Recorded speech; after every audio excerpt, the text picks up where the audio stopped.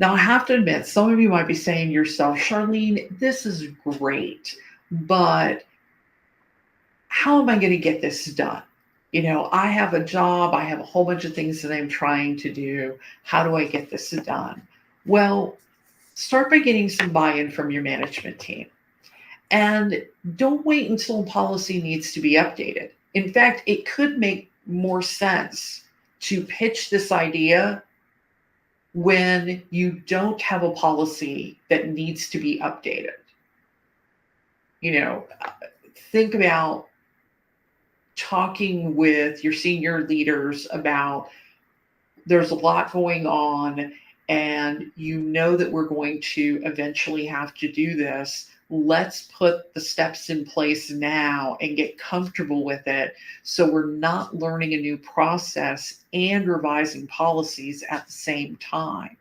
So there could be an opportunity there to talk with your senior leadership team about creating something more formalized before you actually need it.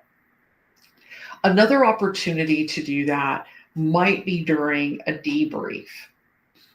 I am a firm believer in debriefing after the organization does things.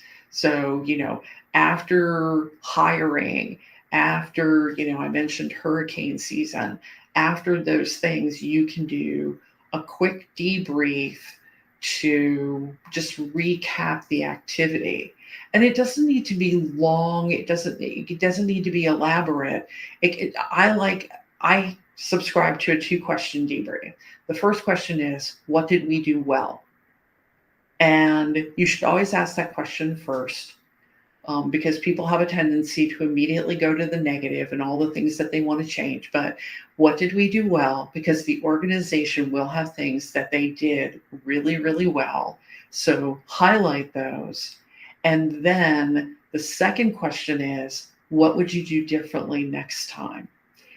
And that's not to say that the organization did anything bad or wrong, but there could be things that through the process you say, you know what, maybe the next time we could do something a little bit more like this.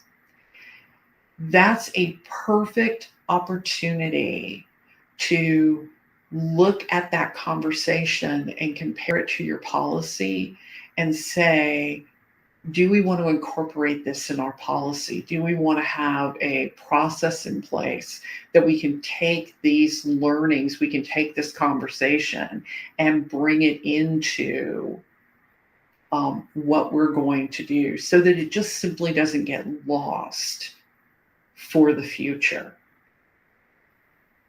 And once you get that buy-in, put a procedure in place for maintaining policies. Put it in writing.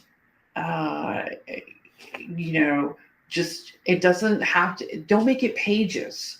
Like one page. You can laminate it. You could stick it in a drawer. Oh, policy here. Step 1, I need to do this, and check things off.